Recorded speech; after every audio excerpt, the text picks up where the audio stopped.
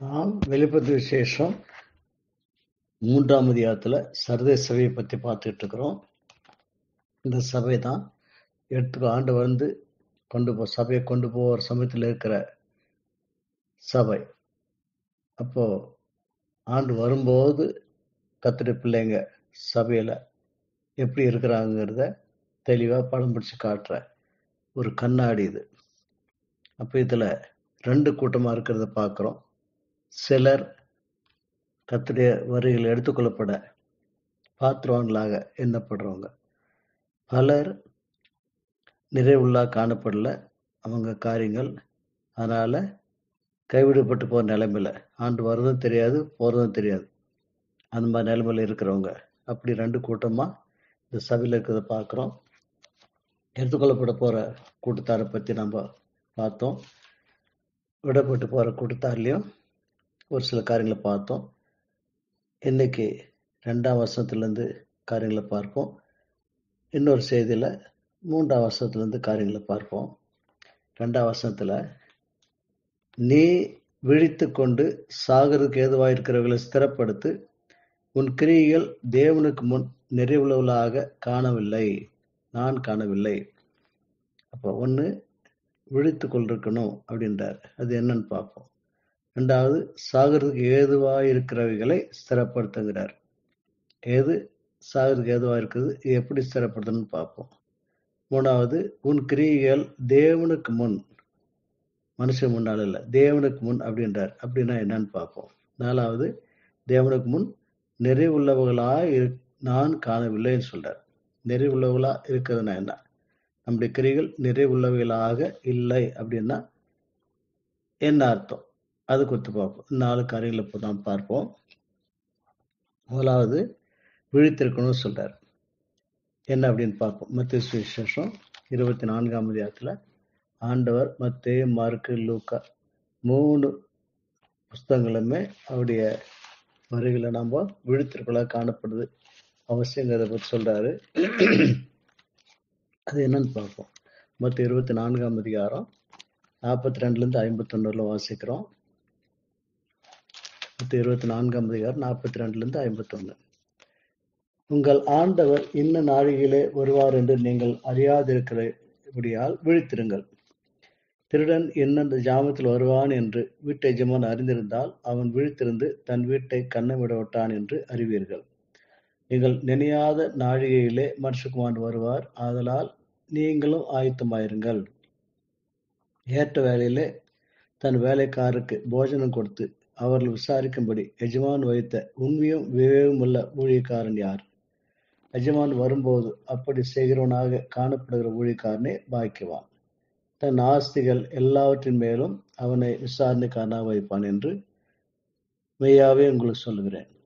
அந்த ஊழியக்காரனும் பொல்லாதவனாயிருந்து என் ஆண்டவன் வர நாள் செல்லும் என்று தன் உள்ளத்திலே சொல்லிக்கொண்டு தன் உடன் வேலைக்காரரை அடிக்கத் தொடங்கி வெறியரோடே புசிக்கவும் குடிக்கவும் தலைப்பட்டால், அந்த ஊழியக்காரன் நினையாத நாளிலும் அறியாத நாழிகையிலும் அவனுடைய எஜமான் வந்து அவனை கடினமாய் தண்டித்து மாயக்காரோடே அவனுக்கு பங்கை நியமிப்பான் என்று இருப்பான். அங்கே அழுகையும் பற்கடிப்பும் உண்டாயிருக்கும். இதுல நம்ம தெளிவா உணர்ந்துக்கலாம். எப்படி ஆண்டவரை உள்ளத்துல வச்சு அவரு பயந்து ஒரு நாள் அவர் சித்தாரி நடக்காம நம்ம வாழ்க்கைய அவர் நம்ம கொடுத்த பிச்சைன்னு நினைக்காம அதுல நிஜமா அவரு எப்படி நம்ம நடத்துறாருன்னு பார்த்து ஒவ்வொரு நாளும் ஒவ்வொரு காரியத்திலையும் அவர் சொல்ற மாதிரி கேட்டு நடக்காம என்னமோ நம்மளே வந்துட்ட மாதிரி, அவர் நம்ம உண்டாக்கல, நம்மளை உண்டாக்கிட்டோம், நாமவே நம்ம இருக்கிறோம் அப்படின்ற மாதிரி, நமக்கு எல்லாம் முடியும், நம்மளால எல்லாம் சாதிக்க முடியும் அப்படியெல்லாம் நினைக்கிற மாதிரி நம்ம அவரை மறந்து நம்ம இஷ்டம் போல நடப்போமானா அப்போ திடீர்னு அவர் வருவார், நம்ம ஏமாந்து போயிடுவோம், அவர் கோபத்துக்கு ஆளாயிருவோம். கடைசியில் பார்க்கும்போது அவரை கடினமாய் தண்டித்து மாயக்காரோட அவனுக்கு பங்கு நியமிப்பான். அங்கே அழுகையும் பற்கடிப்பு உண்டாயிருக்கும். ஆகவே இன்றைக்கு பெரும்பாலும் உலகத்தாருடைய நிலைமை இப்படிதான் இருக்குது. தங்களை உண்டாக்குன கடவுள் ஒருத்தருக்கிறான்றதே மறந்து அவர் தங்களுக்கு ஒரு திட்டம் போட்டு வச்சுக்கிறாரு. அந்த திட்டப்படி நடக்கணும். அவர் அறியணும். அவர் அன்புல வளரணும். அவர் பிரியமா மாறணும். அவரை போல ஆகணும். அவரோட போய் சேரணுன்ற அந்த நோக்கமெல்லாம் இல்லாம ஏதோ பர்மனண்டா இந்த உலகத்துல என்னென்னைக்குமா இருக்கிற மாதிரி நினைச்சுக்கிட்டு, இந்த உலகம் தான் வாழ்க்கைன்னு நினைச்சுக்கிட்டு, அதில் நிரந்தரமா இருக்கப்பா நினைச்சுக்கிட்டு, மனம் போன போக்கில் நமக்கு நாம திட்டங்களை போட்டுட்டு நடக்கிறதெல்லாம் எவ்வளோ முட்டாள்தனம். கொஞ்ச நாள், அற்ப நாள், சீக்கிரம் கிடுக்குன்னு வருஷம் ஓடி போகுது. வாழ்க்கை முடிவு வந்துடுது. ஆண்டு சீக்கிரம் வரப்போறார். அவர் தனிமையா வந்து நம்மளை கொண்டு போனாலும் சரி, அவர் தேவத்தோடு எக்கால சத்தோடு வந்து நம்மள சபையை எல்லாரும் எடுத்துட்டு போனாலும் சரி, ரெண்டும் ஒன்று தான். எப்படியும் சீக்கிரத்துல ஆண்டு நம்ம ஒரு வேலை இந்த வருஷம் நம்ம சந்திக்கிற நாளா இருக்கும். தனியா வந்து ஒவ்வொருத்தரையா கூட்டு போறதோ அல்லது சபையா எல்லாரையும் ஒண்ணா கூட்டு போறதோ, ரெண்டுல ஒண்ணு நடக்குமாக்கும். அதுக்கு ஏத்த மாதிரி நம்ம எப்படி இருக்கணும், நல்லா விழித்திருக்கணும்னு சொல்றார். 25ஆம் அதிகாரம், மொத்த 25ஆம் அதிகாரம் 13ஆம் வசனத்துல, மனுஷகுமாரன் வரும் நாளையாவது நீங்கள் அறியாது இருக்கிறபடியால் விழித்திருங்கள் அப்படி சொல்றார்.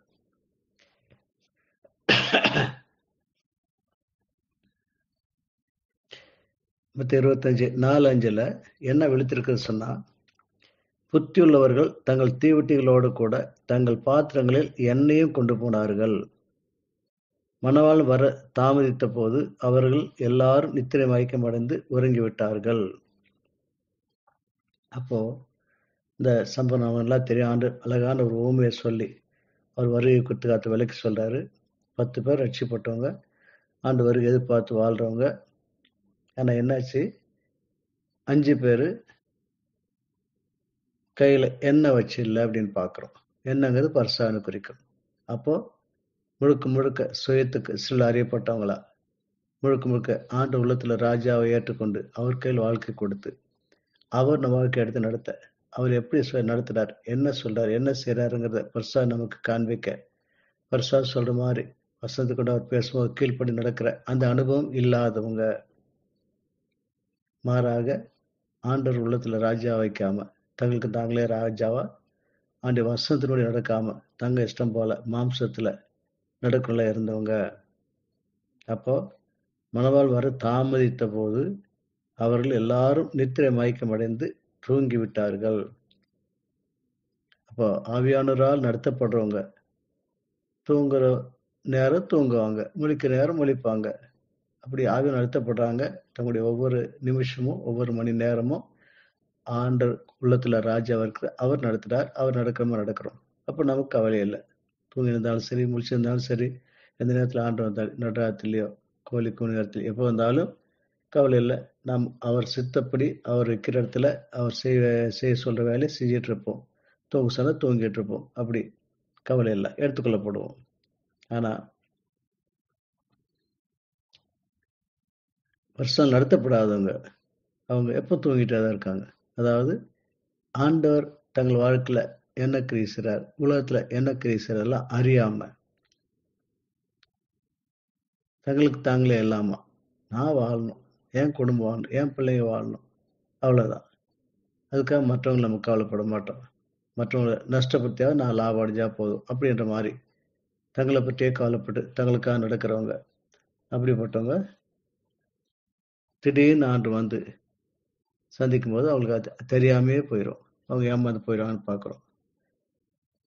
உன்னத பாட்டு 5ஆம் அதிகாரம் 2ஆம் வசனம் வாசிக்கிறோம். உன்னத பாட்டு 5ஆம் அதிகாரம் 2ஆம் வசனம்.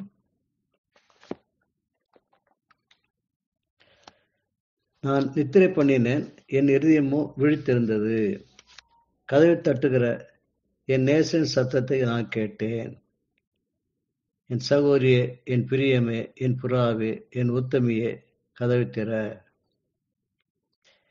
பாருங்க, இப்படி ஆண்டு வரும்போது நாம் தூங்க நேரம் தூங்கிட்டு இருப்போம், முழுக்க நேரம் முழிச்சிட்டு இருப்போம். எங்க இருக்க என்ன செய்யறோமோ அது அவர் சித்தப்படி நாம் செய்வோமானா, அப்போ எப்போ நம் இருதயம் விழித்ததா இருக்கும். தூங்க நேரமா இருந்தாலும் இருதயம் விழித்ததா இருக்கும் அப்படின்னு பார்க்கிறோம். அதாவது கர்த்தர் சத்தம் கேட்கறதுக்கு ஆயத்தமா இருக்கும்.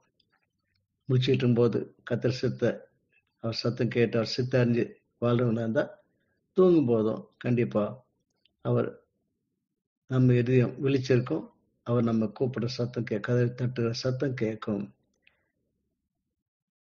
என் செகோரியே, என் பிரியமே, என் புறாவே, என் உத்தமியே இப்படிலாம் சொல்லி ஆண்டு அழைக்கிறார். அது இப்படி நம்ம கத்திரி பிரியமானவங்களா மாறி இருக்கிறோமா? 26 பார்த்துக்கொள்ளும். மார்க் சுவிசேஷம் 13ஆம் அதிகாரத்திலையும் வாசிக்கிறோம். 13ஆம் அதிகாரம் 25 மார்க் 13ஆம் அதிகாரம் 25 வானத்தின் நட்சத்திரங்கள் விழும். 35 அப்படியே நீங்களும் விழித்திருங்கள், ஏனெனில் வீட்டு எஜமான் சாயங்காலத்திலோ நடுராத்திரியிலோ சேவல் கூவும் நேரத்திலோ காலையிலோ எப்பொழுது வருவார் என்று நீங்கள் அறியீர்கள். நீங்கள் நினையாத வேளையிலே அவன் வந்து உங்களை தூங்குகிறவர்களாக கண்டுபிடியாதபடி விழித்திருங்கள். நான் உங்களுக்கு சொல்லுகிறதை எல்லாருக்கும் சொல்லுகிறேன், விழித்திருங்கள் என்றார். ஆகவே தூங்குறதுனா என்ன அர்த்தம்? ஆண்டவர் அறியாம வாழ்றது. அது எண்ணமே இல்லாம என்னைக்கு அந்த உலகத்தில் வாழ்ற மாதிரி நமக்கு நாமே பிளான்ல போட்டுக்கொண்டு கர்த்தருடைய திட்டம், கர்த்தருடைய தீர்மானம் அறியாம, கர்த்தர் கூட இருக்கிறத உணராம, ஆவியான ஏவுதலை புரிஞ்சு கொள்ளாம நடக்குது. அதான் தூங்குன்னு சொல்லி. அப்படி நாம இருப்போமானா அவருடைய காரியங்கள் நாம அவர் வரும்போதும் புரிஞ்சு கொள்ள முடியாது, அறிந்து கொள்ள முடியாது, ஏமாந்து போயிடும் பார்க்கிறோம். லூக்கா 22 அதிகாரத்தில் வாசிக்கிறோம். லூக்கா 22 31 34.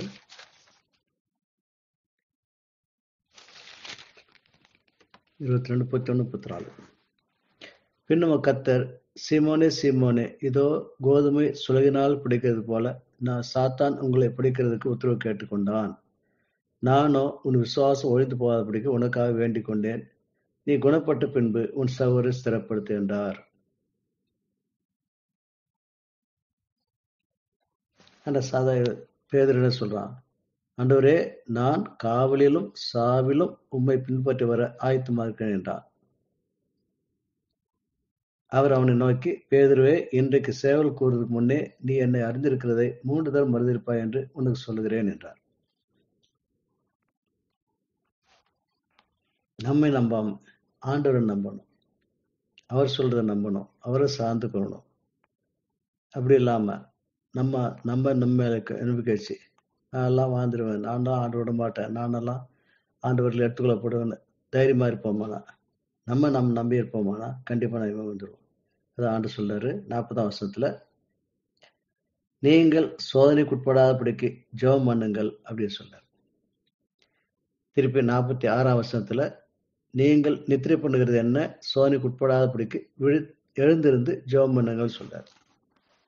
அதாவது நம்ம வெறும் களிமண், களிமண்ணுக்குள்ள சாத்தா கிரியை செய்தான்னா அவன் வழியில போய் நித்திய அழிவுக்கு அவன்கிட்ட போயிடுவோம்.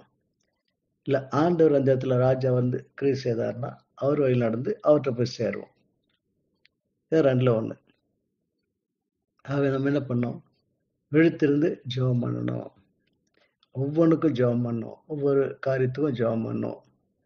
எந்திரிக்கிறதுக்கு, உட்காரத்துக்கு, நடக்கிறதுக்கு, போறதுக்கு, வரத்துக்கு, எல்லாத்துக்கும், எதை வாங்கணும், எதை விற்கணும், சகலத்துக்கும் நம்ம ஜெபம் பண்ணி போகும்போது கர்த்தர் நம்ம கூட இருந்து தெளிவா நடத்துவார். கர்த்தருடைய பிரச்சனை உணர்வோம், அவரே நமக்காக காரியங்களை வாக்கியப்படுறது பார்ப்போம். அப்போ கர்த்தரோடு சேர்ந்து நடக்கிறவங்களுக்கு காரியமே இல்லை. எப்போ ஆண்டு வந்தாலும் அவர் சத்தம் கேட்கும், அவர்கிட்ட போய் சேர்ந்துருவோம்.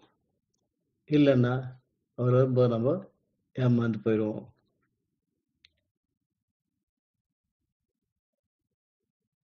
ரோமர் 13ஆம் அதிகாரத்தில் வாசிக்கிறோம். ரோமர் 13 11 14. 13 11 நித்திரை விட்டு எழுந்திருக்கத்தக்க வேலை ஆயிற்று என்று நாம் காலத்தை அறிந்தவர்களாய் இப்படி நடக்க வேண்டும். நாம் விசுவாசிகளான போது ரட்சிப்பு சமீபமாயிருப்பதை இருந்ததை பார்க்கலாம். இப்பொழுது அது நமக்கு அதிக சமீபமாயிருக்கிறது. இரவு சென்று போயிற்று, பகல் சமீபமாயிற்று. ஆகையால் அந்தகாரத்தின் கிரியைகளை நாம் தள்ளிவிட்டு ஒளியின் ஆயுதங்களை தரித்துக் கொள்ள கடவோம்.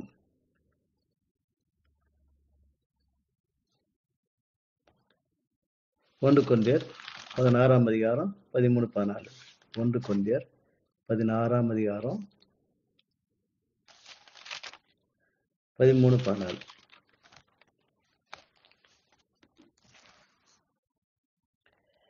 விழித்திருங்கள், விசுவாசில் நிலைத்திருங்கள், புருஷராயிருங்கள், திடன் கொள்ளுங்கள், உங்கள் காரியங்களெல்லாம் அன்போடே செய்யப்பட கடவுது.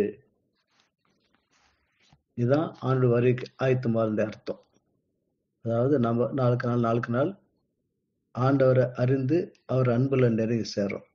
அவர் கீழ்ப்படிய பரிசுத்த தேவ அன்பு நமக்குள்ள அதிகமாக ஊற்றார். அப்ப நம்ம வாழ்க்கையே அன்பா மாறிட்டு வருது. நம்ம வாழ்க்கையில் சகல காரியம் அன்போடு செய்யப்படுது. அப்ப அன்பு தான் நம்ம வாழ்க்கையின் சுவாமா மாறுது. அப்படி இருக்கும்போதுதான் தேவன் அன்பாக இருக்கிறார். அந்த அன்பான தேவனோடு நாம் அன்பா மாறி அன்புல ஒண்ணுபடுவோம். எபேசியர் 5ஆம் அதிகாரம் 1-21 வரலாம் ஆசிரியர் விழிப்பார்க்கனா என்ன அப்படின்னு சொல்லிட்டு எபேசியர் 5ஆம் அதிகாரம் 1-21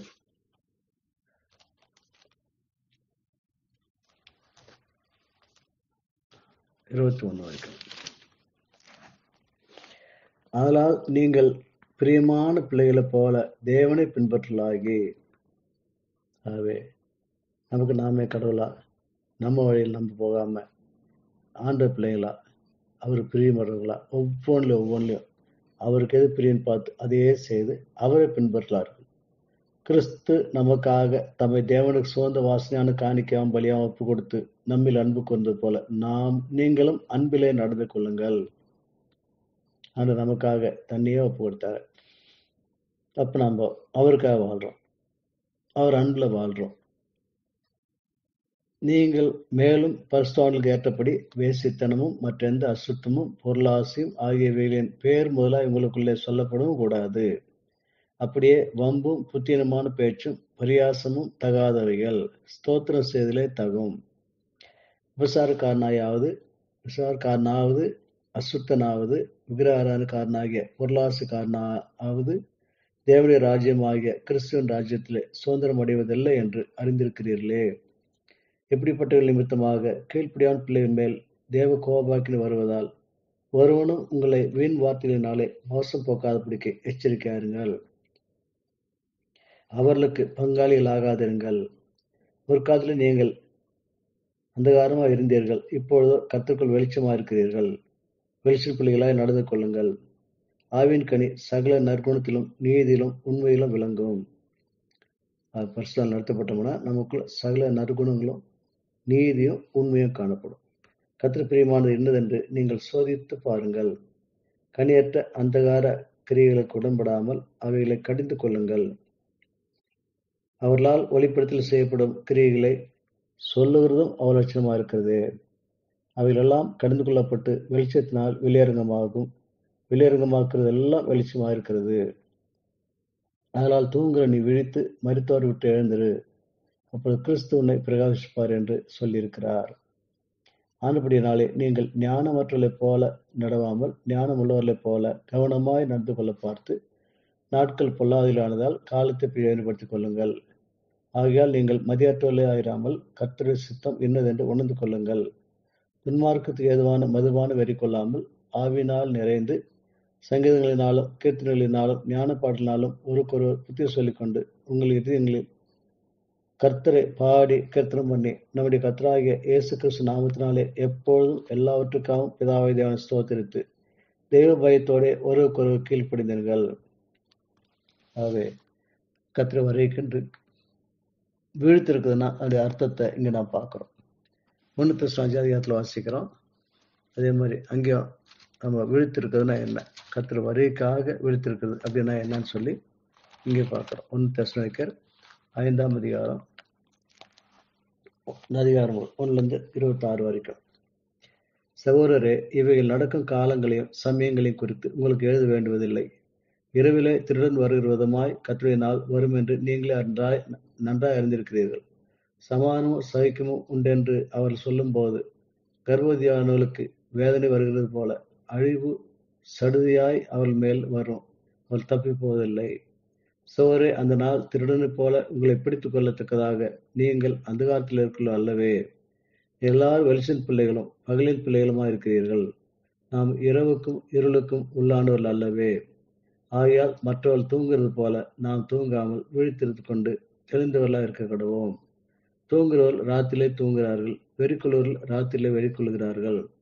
பகலுக்குரியவர்களாய் நாமும் தெளிந்தவர்களாக இருந்து விசுவாசம், அன்பு என்னும் மார்க்கவசத்தையும் ரட்சிப்பின் நம்பிக்கை என்னும் தலைசிராவையும் தடுத்து கொண்டிருக்க கடவோம். தேவன் நம்மை கோபாக்கினிக்கென்று நியமிக்காமல் நம்முடைய கர்த்தராகிய இயேசு கிறிஸ்து மூலமாய் ரட்சிப்படைவதற்கென்று நியமித்தார். நாம் விழித்திருப்பவர்களானாலும் நித்திரடைந்தவர்களானாலும் தம்முடனே கூட நாம் ஏகமாய் பிழைத்திருக்கும்படி அவர் நமக்காக மரித்தாரே. ஆண்டு நமக்குள்ள தரனா தூங்கு நேரத்தில் தூங்குவோம், விழிச்ச நேரத்தில் வச்சிருப்போம். ஆனால் எல்லா நேரம் மொத்தத்தில் ஆண்டு கூடவே இருக்கிறோம். அவரோடு சேர்ந்து அவரால் நாம் பிழைச்சிருக்கிறோம். ஆகையால் நீங்கள் செய்து வருகிறபடியே ஒருவரை தேற்றி ஒருவருக்கு பக்தி விருத்தி உண்டாகும்படி செய்யுங்கள்.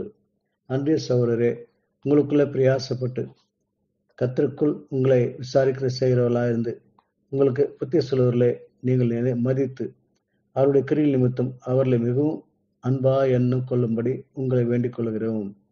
உங்களுக்குள்ளே சமாதானமாயிருங்கள். மேலும் சகோதரே, நாங்கள் உங்களுக்கு போதிக்கிறது என்னவென்றால், ஒழுங்கில்லாதவர்களுக்கு புத்தி சொல்லுங்கள், இளைஞற்றவர்களை தேற்றுங்கள், பலவினரை தாங்குங்கள், எல்லாரிடத்திலும் நீடிய சாந்தமாயிருங்கள். ஒருவனும் மற்றொருவன் செய்யும் தீமைக்கு தீமை செய்யாதபடி பாருங்கள். உங்களுக்குள்ளும் மற்ற யாவருக்குள்ளும் எப்பொழுதும் நன்மை செய்ய நாடுங்கள். எப்பொழுதும் சந்தோஷமாயிருங்கள். இடைவிடாமல் ஜெபம் பண்ணுங்கள். எல்லாவற்றிலும் ஸ்தோத்திரம் செய்யுங்கள். அப்படி செய்வதே கிறிஸ்து இயேசுக்குள் உங்களை குறித்து தேவனுடைய சித்தமாயிருக்கிறது. ஆவியை அவிழ்த்து போடாதிருங்கள். தீர்க்கதரிசனங்களை அற்பமாய் எண்ணாதிருங்கள். எல்லாவற்றையும் சோதித்து பார்த்து நலமானதை பிடித்துக் கொள்ளுங்கள். பொல்லாங்காய் தோன்று எல்லாவற்றையும் விட்டு விலகுங்கள். சமாதானத்தின் தேவன் தாமே உங்களை முற்றிலும் பரிசுத்தமாக்குவாராக. உங்கள் ஆவி, ஆத்மா, சரீரம் முழுவதும் நம்முடைய கர்த்தராகிய இயேசு கிறிஸ்து வரும்போது குற்றமற்றதாக இருக்கும்படி காக்கப்படுவதாக. உங்களை அழைக்கிறவர் உண்மையுள்ளவர், அவர் அப்படியே செய்வார். சகோதரரே, எங்களுக்காக வேண்டிக் கொள்ளுங்கள். நம்ம ஒருத்தருக்காக வேண்டிக் கொண்டு ஜெபம் பண்ணி அப்படியாக நம்மெல்லாம் சேர்ந்து இந்த வசனங்களை கை கொண்டு கர்த்தர் வருகைக்கென்று ஆயத்தமாக தான் விழித்திருக்கிறதுன்னு பார்க்குறோம். 1 தீமோத்தேயு 6ஆம் அதிகாரத்தில் வாசிக்கிறோம். 1 தீமோத்தேயு 6ஆம் அதிகாரம் 17 21 வரைக்கும். இவ்வுலகத்திலே ஐஸ்வர்யம் உள்ளவர்கள் இருமாப்பான சிந்தையுள்ளவர்களாயிராமலும் நிலையற்ற ஐஸ்வர்யத்தின் மேல் நம்பிக்கை வையாமலும் நாம் அனுபவிக்கிறதுக்கு சகல நன்மைகளையும் நமக்கு சம்பூர்ணமாய் கொடுக்கிற ஜீவனுள்ள தேவன் மேல் நம்பிக்கை வைக்கவும், நன்மை செய்யவும், நற்கரியில் ஐஸ்வர்யங்களாகவும் தாராளமாய் கொடுக்கிறவர்களும் உதார குணமுள்ளவர்களுமாய் இருக்கவும், நித்திய ஜீவனை பற்றி கொள்ளும்படி வருங்காலத்துக்காக தங்களுக்கு நல்ல ஆதாரத்தை பொக்கிஷம் வைக்கவும் அவர்களுக்கு கட்டளையிடு.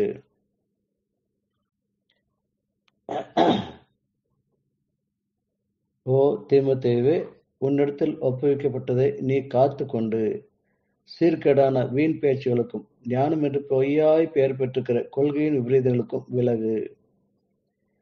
சிலர் அதை பாராட்டி விசுவாசி விட்டு வழி போனார்கள். கிருபைகளோடு கொடுப்பதாக. ஆமென். எபிரேயர் 12 அதிகாரம் 1-4. எபிரேயர் 12 அதிகாரம் 1-4. ஆதலால் மேக போன்ற இத்தனை திரளான சாட்சி நம்ம சூழ்ந்து கொண்டிருக்க பாரமான யாவற்றையும் நம்மை சுற்றி நெருங்கி இருக்கிற பாவத்தையும் தள்ளிவிட்டு விசுவாச துவங்குறவரும் முடிக்கிறவருமா இருக்கிற இயேசுவை நோக்கி நமக்கு நியமித்த கோட்டத்தில் பொறுமையோடு ஓட கடவோம். அவர் தமக்கு முன் வைத்திருந்த சந்தோஷம் பொருட்டு அவமானத்தை எண்ணாமல் சிலுவையை சகித்து தேவனுடைய சிங்காசனம் வலது பார்சலை வீட்டிருக்கிறார்.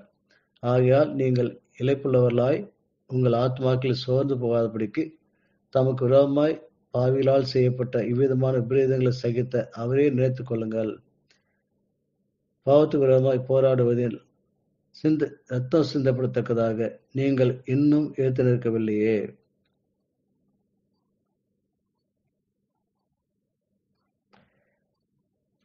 ஏசியா 26:19. ஏசியா 26:19.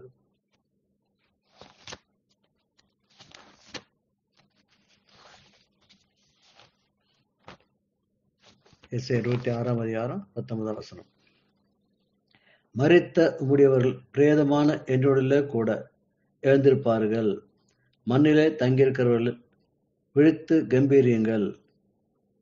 உம்முடைய பனி பூண்டுகள் மேல் பெய்யும் பனியைப் போலவும் மரித்தோரை பூண்டு மேல் பெய்யும் பனியைப் போல் இருக்கும். மரித்தோரை பூமி புறப்பட பண்ணும். பனிங்கிறது கர்த்தர் கிருபை குறிக்கும். ஆகவே நாம் ஏற்கனவே ஆண்டு விசுவாசித்து மரித்து போயிருந்தாலும் அல்லது இப்போ விசுவாசோடு வாழ்ந்துட்டு இருந்தாலும் ஆண்டு வரும்போது அவங்களும் எழுந்திருப்பாங்க. நாம் உயிரோடு இந்த விசுவாசிப்போம்னா நாம் எடுத்துக்கொள்ளப்படுவோம். கம்பீர சத்தோடு கூட அவற்றை போய் சேருவோம். ஆண்டவர் அது வரைக்கும் நம்மை காத்துக்கொள்ள வல்லவராக இருக்கிறார். ஏசியா 59:17. 59:17. அவர் நீதியை மார்க்கவசமாக அணிந்து ரட்சிப்பெண்ணு தலை சீராவை தம் சிரசிலை தரித்து நீதி சரிக்கட்டுதல் என்னும் வஸ்திரங்களை உடுப்பாக உடுத்து வைராக்கியத்தை சால்வையாக போர்த்து கொண்டார். அதை கர்த்தர் நம்ம கொடுந்து கிரியை செய்யும்போது கர்த்தர் எல்லாத்தையும் நல்லதாக செய்து முடிக்க வல்லவராக இருக்கிறார். அவர் தான் நமக்குள் வாழ நாம் அவரோடு சேர்ந்து வாழணும். ஏசியா 60:1 வாசிக்கிறோம். எழும்பி பிரகாசி, உன் ஒளி வந்தது, கர்த்தரின் மகிமை உன்மேல் உதித்தது. இதோ இருள் பூமியையும் காரிருள் ஜனங்களையும் மூடும், ஆனாலும் உன்மேல் கர்த்தர் உதிப்பார், அவருடைய மகிமை உன்மேல் காணப்படும். ஆண்டு வரும்போது அவர் மகிமை சரித்தினால நம்ம மூடுவார். இது விழித்திருக்கிறத பத்தி பார்த்தோம். அடுத்தது ஸ்திரப்படுத்து என்றார் ஆண்டவர்.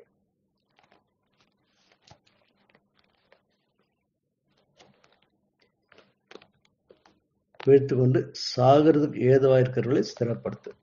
சாகிறதுக்கு ஏதுவாயிருக்கிறவர்களை ஸ்திரப்படுத்துகின்றார். எபேசியர் நிருபத்தில் வாசிப்போம். எபேசியர் 3:14-21. சாகிறதுக்கு ஏதுவானது எப்படி ஸ்திரப்படுத்துறது சொல்லிட்டு எபேசியர் 3:11-16. நீங்கள் அவருடைய ஆவியினாலே உள்ளான மனுஷன் வல்லமையாய் பலப்படவும் விசுவாசத்தினாலே கிறிஸ்து உங்கள் இருதயங்களில் வாசமாயிருக்கும். நீங்கள் அன்பிலே வேரூன்றி நிலை பெற்றவர்களாகி சகல பரிசுத்தங்களும் கூட கிறிஸ்துவனுடைய அன்பின் அகலமும் நீளமும் ஆழமும் உயரமும் என்னதென்று உணர்ந்து அறிவு கட்டாத அந்த அன்பை அறிந்து கொள்ள வல்லவர்களாகவும் தேவனுடைய சகல பரிபூரணத்தினால் நிறையப்படவும் அவர் தமது மகிமையினுடைய ஐஸ்வர்யத்தின்படியே உங்களுக்கு அனுக்கிரகம் பண்ண வேண்டும் என்று வேண்டிக் கொள்கிறேன். நாம் வேண்டிக் கொள்வதற்கும் நினைக்கிறதுக்கும் மிகவும் அதிகமாய் நமக்குள்ளே கிரியை சேர வல்லின்படியே நமக்கு செய்ய வல்லவராகி அவருக்கு சபையிலே கிறிஸ்து இயேசுவின் மூலமாய் தலைமுறை தலைமுறைக்கும் சதா காலம் மகிமை உண்டாவதாக. ஆமென்.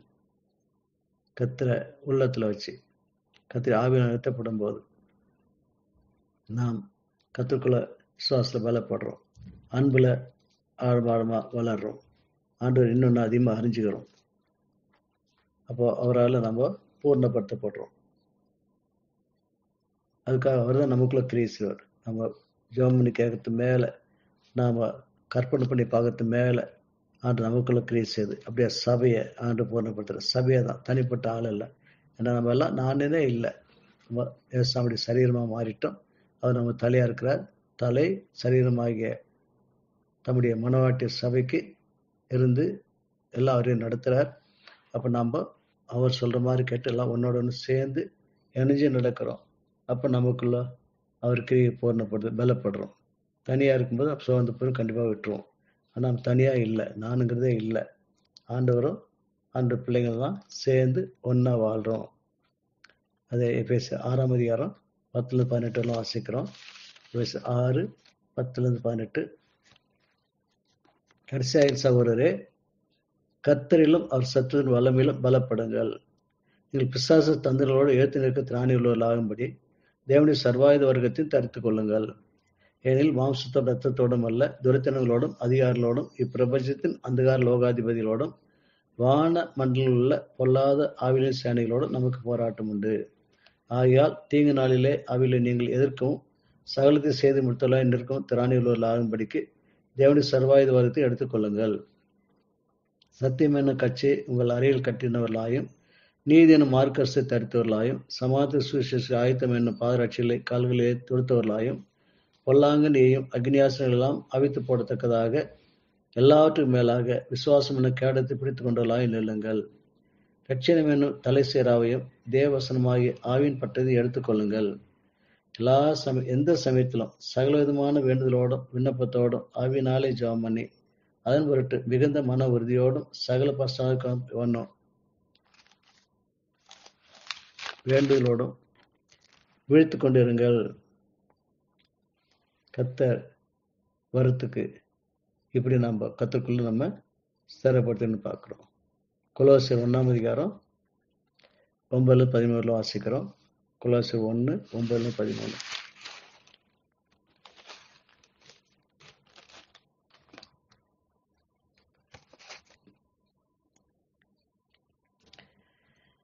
இதற்கு நான் அதை கேட்ட நாள் முதல் உங்களுக்காக இடைவிடாமல் ஜெபம் பண்ணுகிறோம். நீங்கள் எல்லா ஞானத்தோடும் ஆவிக்குரிய விவேகத்தோடும் அவருடைய சித்தத்தை அறிகிற அறிவினாலே நிரப்பப்படவும் சகல நற்கிரியலுமாகிய கனிகளை தந்து தேவனை அறிகிற அறிவில் விருத்தி அடைந்து கர்த்தருக்கு பிரியம் உண்டாக அவருக்கு பாத்திரவான்களாய் நடந்து கொள்ளவும் சந்தோஷத்தோடு கூடிய எல்லா பொறுமையும் நீடிய சாந்தமும் உண்டாவதற்கு மகிமையான அவருடைய வல்லமின்படி எல்லா வல்லமையாலும் பலப்படுத்தோடு உங்களுக்காக வேண்டுதல் செய்கிறோம். ஒளியிலுள்ள பரிசுத்தவானுடைய சுதந்திரத்தில் பங்கெடுவதற்கு நம்மை தகுதியுள்ளவர்கள் ஆக்கினவரும் இருளின் அதிகாரத்தினின்று நம்மை விடுதலையாக்கி தமது அன்பின் குமாரனுடைய ராஜ்யத்துக்கு உட்படுத்தினவருமாயிருக்கிற பிதாவை ஸ்தோத்திரிக்கிறோம். எல்லாமே பிதாவினர் தன் குமாரனை கொண்டு பரிசாக நமக்குள்ள செய்கிற காரியம்தான். 2ஆம் அதிகாரம் 1-4 வரைக்கும். கொலோசியர் 2:1-4. உங்களுக்காகவும் லௌகிதேயருக்கு இருக்கிறவர்களுக்காகவும் சரீரத்தில் என் முகத்தை காணாதிருக்கிற மற்ற எல்லாருக்காகவும் மிகுந்த போராட்டம் எனக்கு உண்டு. நீங்கள் இதை அறிய விரும்புகிறேன். அவர்களுடைய இருதயங்கள் தேற்றப்பட்டு அவர்கள் அன்பினால் இணைக்கப்பட்டு பிதாவாய் தேவனுக்கும் கிறிஸ்துவுக்கும் உரிய ரகசியத்தை அறிந்து கொள்ளுகிற உணர்வின் பூர்ண நிச்சயத்துடைய எல்லா ஐஸ்வர்யத்துக்கும் உரியவர்களாக வேண்டும் என்றே இப்படி விரும்புகிறேன். இறுதியில் தேற்றப்பட்டு அவர் அன்பினால் இணைக்கப்பட்டு பிதாவாய் தேவனுக்கும் கிறிஸ்துவுக்கும் உரிய ரகசியத்தை அறிந்து கொள்கிற உணர்வின் பூர்ண நிச்சயத்துடைய எல்லா ஐஸ்வர்யத்துக்கும் உரியவர்களாக வேண்டும் என்றே இப்படி விரும்புகிறேன். என்ன அந்த ரகசியம்? இன்னைக்கு ஏசா நமக்குள்ள இருக்கிற நாம நாளைக்கு பரலோகத்துல பிதாவு குமாரனுக்குள்ளாகவும் அவங்களுக்குள்ள நம்ம ஒண்ணா இருக்க போறோம். இதான் அந்த ரகசியம்.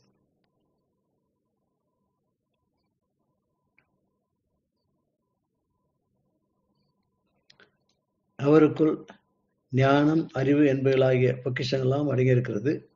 ஒருவனும் நய வசனிப்பினாலே உங்களை வஞ்சியாதபடிக்கு இதை சொல்லுகிறேன். சரீரத்தின்படி நான் தூரமாயிருந்தும் ஆவியின்படி உங்களுக்கு உடனே கூட இருந்து உங்கள் ஒழுங்கையும் கிறிஸ்துவின் மேலுள்ள உங்கள் விசுவாச உறுதியும் பார்த்து சந்தோஷப்படுகிறேன்.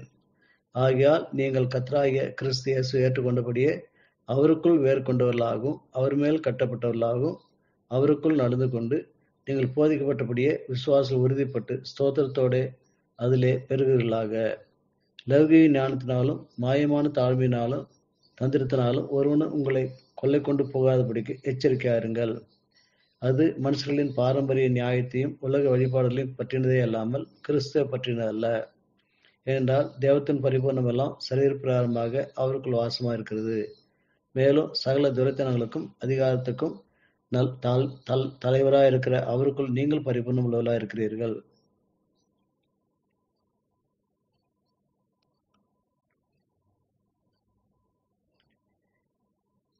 ஆண்டு வருகிற அப்படி நம்ம பரிபூர்ணமா காணப்படணும். அப்பதான் எடுத்துக்கொள்ளப்படும் பார்க்கிறோம். எபிரேயர் 12ஆம் அதிகாரம் 5-29 வாசிப்போம். எபிரேயர் 12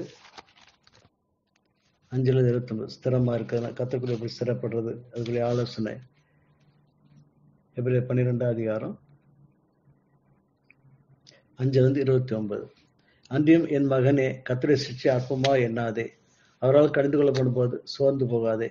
கர்த்தர் எவனிடத்தில் அன்பு கூறுகிறாரோ அவனை அவர் சிட்சித்து தாம் சேர்த்துக்கொள்கிற எந்த மகனையும் தண்டிக்கிறார் என்று பிள்ளைகளுக்கு சொல்கிறது போல உங்களுக்கு சொல்லுகிற புத்திமதியை மறந்தீர்கள். நீங்கள் சிட்சையை சகிக்கிறவர்களாக இருந்தால் தேவன் உங்களை புத்திரராக எண்ணி நடத்துகிறார். தகப்பன் சிட்சையாத புத்திரன் உண்டோ? எல்லாருக்கும் கிடைக்கும் சிட்சை உங்களுக்கு கிடையாதிருந்தால் நீங்கள் புத்திராயிராமல் வேசி பிள்ளைகளாக இருப்பீர்களே.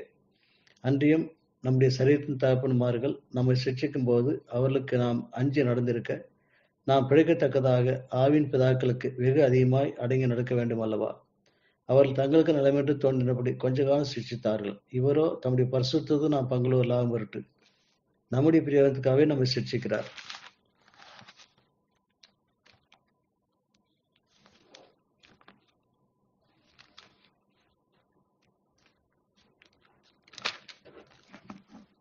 எந்த சிக்ஷையும் தற்காலத்திலே சந்தோஷமாய் காணாமல் துக்கமாய் காணும். ஆகிலும் பிற்காலத்திலே அதில் பழகினவர்களுக்கு அது நீதியாகிய சமாதான பலனை தரும். ஆகையால் நிகழ்ந்த கைகளையும் தளர்ந்த முழங்கால்களையும் நீங்கள் திரும்ப நிமிர்த்தி உடம்பா இருக்கிறது பிசை போகாமல் சொஸ்தமாகும்படிக்கு உங்கள் பாதங்களுக்கு வழிகளை செவியப்படுத்துங்கள். யாரோடு சமாதானமாயிருக்கும் பரிசுத்தமுள்ளவர்களாயிருக்கும் நாடுங்கள். பரிசுத்தம் இல்லாமல் ஒருவனும் கர்த்தரை தரிசிப்பதில்லையே. ஒருவனும் தேவனுடைய கிருபையை இழந்து போகாதபடிக்கும் யாதொரு கசப்பான வேறு முளைத்தெழும்பி கலக்கம் உண்டாக்குறதுனால் அநேகர் தீட்டுப்படாதபடிக்கும் ஒருவனும் வேசிக்கலனாகவும் ஒருவேளை போஜனத்துக்காக தன் சிரேஷ்ட புத்திரவாதத்தை விட்டு போட்ட ஏசாவை போல சீர்கட்டனாகவும் இராதபடிக்கு எச்சரிக்கையாருங்கள். ஏனென்றால் பிற்பாடு அவன் ஆசீர்வாதத்தை சுதந்திரத்துக்குள்ள விரும்பியும் ஆகாத நிலை தள்ளப்பட்டது அறிவீர்கள். அவன் கண்ணீர் விட்டு கவலையோட தேடியும் மனமாறுதலை காணாமல் போனான். அன்றியும் தொடக்கூடியதும் அக்னி பற்றிய விதமான மலையினிடத்துக்கும் மாத்திரம் மந்தாரம் இருள் பெருங்காற்று ஆகிய வீழ்நிடத்திற்கும் எக்கால முழக்கத்தினிடத்துக்கும் வார்த்தைகளுடைய சத்தத்தினிடத்துக்கும் நீங்கள் வந்து சேரவில்லை. அந்த சத்தத்தை கேட்டவர்கள் பின்னும் தங்களுக்கு வார்த்தை சொல்லப்படாதபடிக்கு வேண்டிக் கொண்டார்கள். எனில் ஒரு மிருகத்தை ஆகிலும் மலையை தொட்டால் அது கல்லெறியுண்டு அல்லது அம்பினால் ஏண்டு சாக வேண்டும் என்று சொல்லப்பட்ட கட்டளையை சகிக்க மாட்டாதிருந்தார்கள். மோசேயும் நான் மிகவும் பயந்து நடுங்குகிறேன் என்று சொல்லத்தக்கதாக அந்த காட்சி அவ்வளவு பயங்கரமா இருந்தது.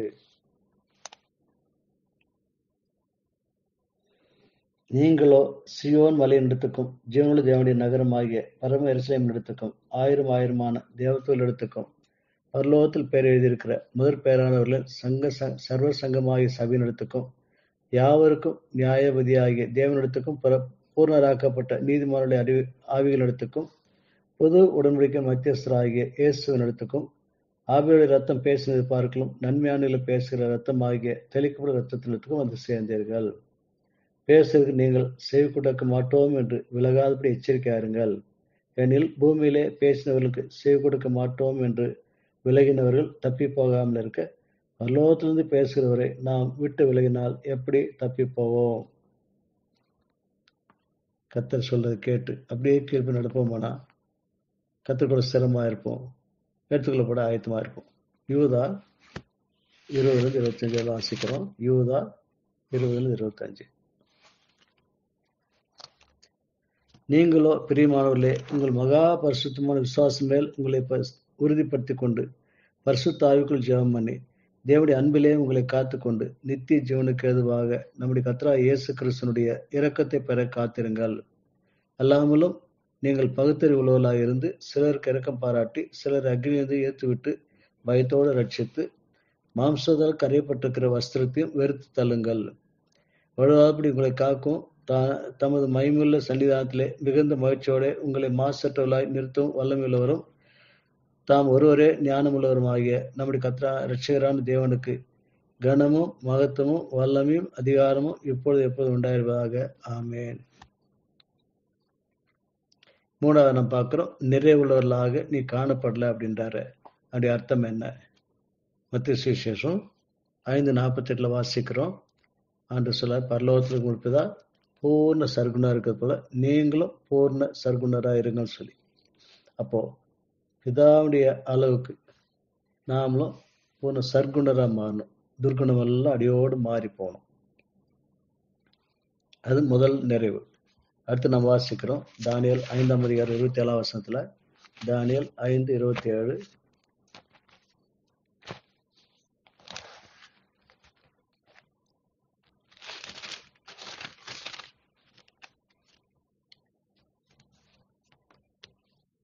தேக்கேல் என்பதற்கு நீ தராசில் நிறுக்கப்பட்டு குறைய காணப்பட்டாய் என்ற அர்த்தம். தேக்கேல் அவை ஆண்டவர் அவர் எதிர்பார்க்கிற அளவுக்கு நாம் நிறைவுள்ளா இருக்கமான்னு பார்க்கிறார். அதுக்கு குறைவா காணப்பட்டா ஏமாந்து போய் விடப்பட்டு போயிடுவோம் அப்படின்னு பார்க்கிறோம். சங்கீதம் 45 வாசிக்கிறோம். 45, 13, 14.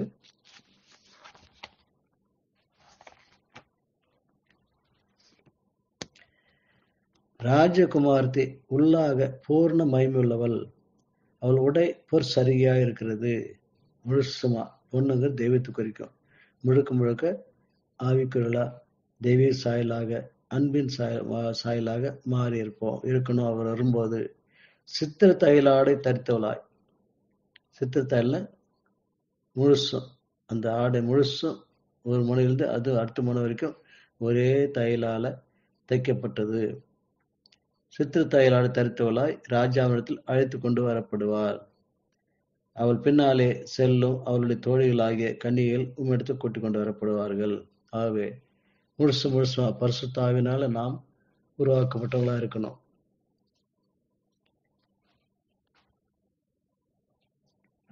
உன்னத பாட்டு 4ஆம் அதிகாரம் 7ஆம் வசனம் வாசிக்கிறோம். உன்னத பாட்டு 4:7. என் பிரியமே, நீ பூர்ண ரூபவதி, உன்னில் பழுதொன்றும் இல்லை. ஆண்டவர் நம்மை அழைக்க வரும்போது பூர்ண ரூபவதியாக பழுதே இல்லாதவர்களாக இருக்கணும்னு ஆண்டவர் எதிர்பார்க்கிறார். எபேசியர் 4ஆம் அதிகாரம் 11ஆம் வசனம். எபேசியர் 4:11.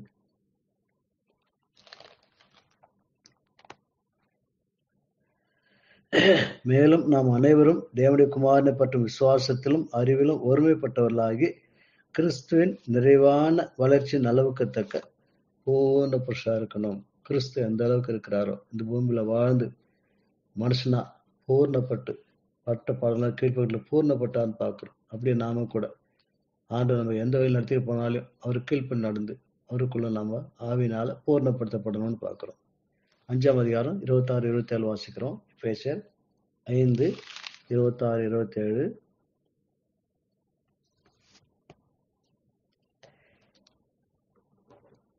அப்படியே கிறிஸ்துவ சபையில் அன்பு கூர்ந்து தாம் அதை திருவசனத்தை கொண்டு தண்ணீர் முழுக்கினால் சுத்திகரித்து பரிசுத்தமாக்குறதுக்கும், வசனமாகிய தண்ணீர்னால நம்மை நாளுக்கு டெய்லி அவரை காட்டி அவரோட நம்ம நிறுத்தி நம்ம பாவத்தை காட்டி நம்ம பாவத்தை அறிக்கிடும் போது அதை பரிசா எடுத்து போட்டு அது போல பரிசு நமக்குள்ள ஆண்டு எப்படி இருக்கிறாரோ அப்படியே நம்மையும் மாற்றுகிறார், அப்படியே பூர்ணப்படுத்துகிறார்.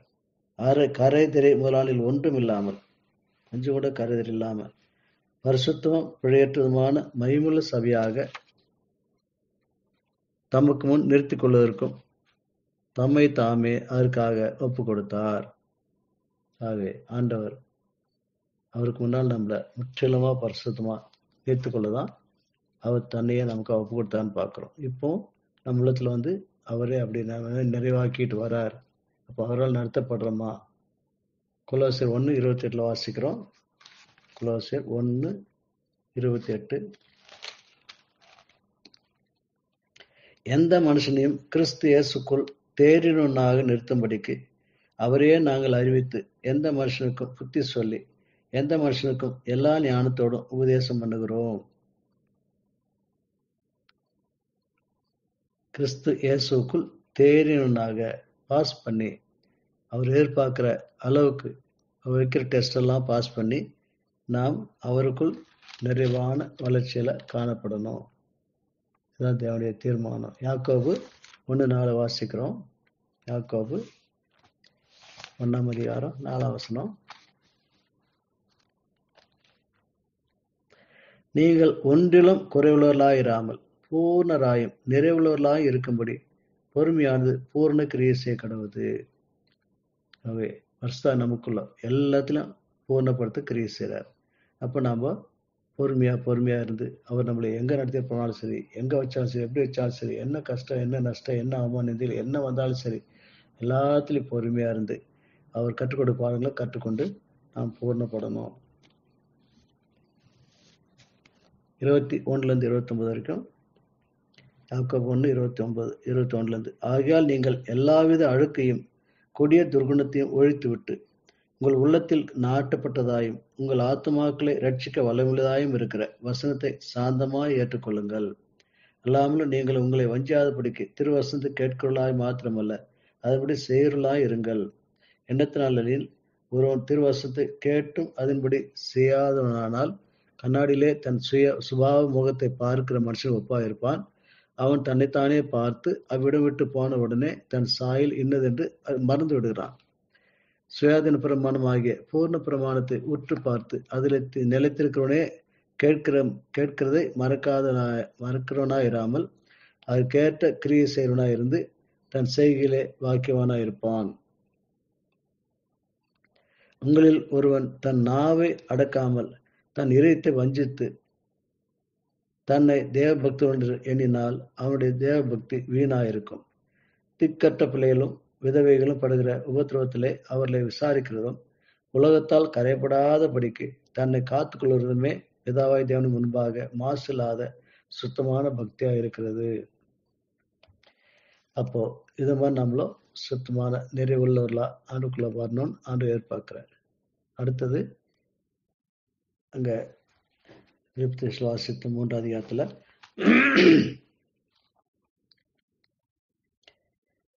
உன் கிரியைகள் தேவனுக்கு முன் நிறைவுள்ளவர்களாக நான் காணவில்லை. தேவனுக்கு முன் அப்படிங்கிறார். அது என்ன அப்படி? ஆதியாகமம் 17:1 வாசிக்கிறோம்.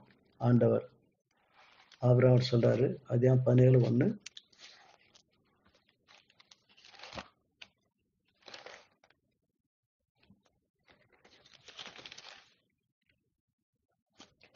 ஆபிரகாம் 99 வயதான போது கர்த்தர் ஆபிரகாம் தரிசனமாகி, நான் சர்வ வல்லமுள்ள தேவன், நீ எனக்கு முன்பாக நடந்து கொண்டு உத்தமனாயிரு.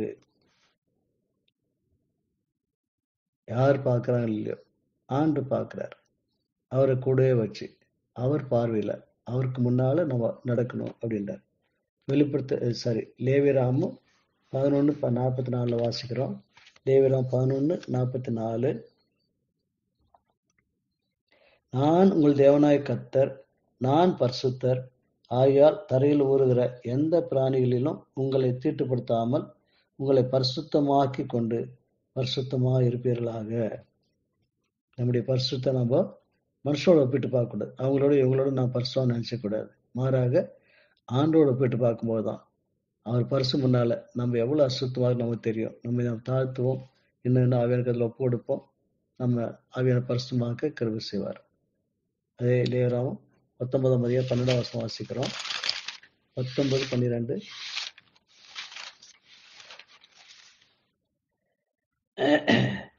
என் நாமத்தை கொண்டு பொய்யான இடுகிறதுனால் உங்கள் தேவனுடைய நாமத்தை பரிசுத்த குலைச்சலாக்காமலும் இருப்பீர்களாக, நான் கர்த்தர்.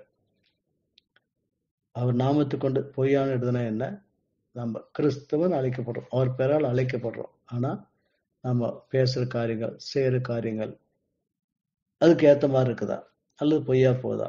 பேர் அப்படி ஆனா ஜீவி இப்படி அப்படி சொல்லி வித்தியாசமா இருக்குதா? அப்படின்னா நம்ம பொய் சொல்லலா இருக்கிறோம். தேவனுடைய பரிசுத்த நாமத்தை பரிசுத்த குலைச்சலாக்குறோம்.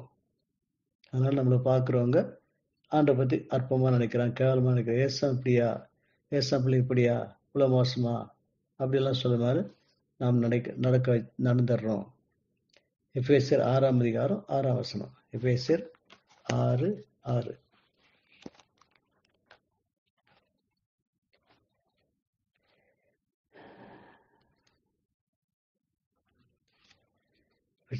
அதிகாரம் 6. மனுஷருக்கு பிரியமாயிருக்க விரும்புகிறவனாக பார்வைக்கு ஊழியம் செய்யாமல் கிறிஸ்துவின் ஊழியக்காரராக மனப்பூர்வமாய் தேவனுடைய சித்தத்தின்படி செய்யுங்கள். நம்ம எங்க எதை செய்தாலும் கர்த்தர் நம்மளை எங்க வைக்கிறாரோ, எந்த மாதிரி தொழில் வைக்கிறாரோ, எங்க குடியிருக்க வைக்கிறாரோ, எங்க வைக்கிற என்ன செய்ய எல்லாத்துலயும் நாம் கர்த்தரை கொண்டு முன்னால வச்சு அவர் சித்தம் இது, இன்னைக்கு நான் இங்க இப்படி செய்யறது அவர் சித்தம் சொல்லி அறிஞ்சு அவர் சித்தத்துக்கு பயந்து கீழ்ப்படிஞ்சு அவருக்காகவே நம்ம செய்யறோன்ற எண்ணத்தோடு எதையும் செய்யணும்னு சொல்றாரு. கொலோசியர் 3:22. கொலோசியர் 3ஆம் அதிகாரம் 22ஆம் வசனம். வேலைக்காரரே, சரீரத்தின்படி உங்கள் எஜமானலா இருக்கிறவர்களுக்கு எல்லா காரியங்களிலேயும் கீழ்ப்படிந்து நீங்கள் மனுஷருக்கு பிரியமா இருக்க விரும்புவர்களாக, பார்வைக்கு ஊழியம் செய்யாமல் தேவனுக்கு பயப்படுவர்களாக கபடமில்லாத இதயத்தோட ஊழியம் செய்யுங்கள். எதை செய்தாலும் கர்த்தருக்கு செய்யணும்னு சொல்லி கபடமில்லாத இதயத்தோட கூட உண்மையா செய்யணுன்றார். 4:12. கொலோசியர் 4:12. எப்பாப்பிராவும் உங்களுக்கு வாழ்த்தில் சொல்கிறான். உங்களை சேர்ந்தவனாகிய கிறிஸ்துவின் ஊழியக்காரனாகிய இவன் நீங்கள் தேவனுக்கு சித்தமான எல்லாவற்றிலும் தேறினவர்களாயும் பூர்ண நிச்சயம் உள்ளவர்களாயும் நிலை நிற்க வேண்டும் என்று தன் ஜெபங்களில் உங்களுக்காக எப்பொழுதும் போராடுகிறான். இந்த ஊழியக்காரனுடைய பாரம் தன்னுடைய விசுவாசத்தை குறித்து, நீங்கள் தேவனுக்கு சித்தமானவில் எல்லாவற்றிலும் தேறினவர்களாக, எல்லாத்திலும் தெளிவா தேவனுடைய சித்தத்தை அறிஞ்சு பூர்ண நிச்சயம் உள்ளவர்களாக, தடுமாறிட்டு இது செய்யலாமோ செய்யக்கூடாது கர்த்தர் சித்தமோ இல்லை தடுமாறிட்டு அல்ல, பூர்ண நிச்சயத்தோடு கூட இது இப்போ நான் இங்க நிக்கிறது ஆண்டு சித்தம், இப்போ நான் இது பேச ஆண்டு சித்தம் அப்படி சொல்லி ஒவ்வொன்றும் நிச்சயம் உள்ளவர்களாக நிலை நிற்க வேண்டும். தொடர்ந்து நிலை நிற்கணும். இதுதான் நம்ம ஆண்டு வரிகளை எடுத்துக்கொள்ளப்படுறதுக்கு பிரிமாறதுக்கு காரணமாக காணப்படும். 1 பேதுரு 1:15-16. 1 பேதுரு 1ஆம் அதிகாரம் 15-16. உங்களை அழைத்தவர் பரிசுத்தரா இருக்கிறது போல நீங்களும் உங்கள் நடக்கிற எல்லாவற்றிலையும் பரிசுத்தராயிருங்கள். நான் பரிசுத்தர் ஆகையால் நீங்களும் பரிசுத்தர்கள் என்று எழுதியிருக்கிறது. இப்ப தேவனுக்கு முன்னால எலியா எப்படி தேவனுக்கு முன்னால் இருந்தான், அதுதான் நாம கூட தேவனுக்கு முன்னால் இருப்போம். அடுத்த செய்தியில அடுத்த வசனத்தை பார்ப்போம்.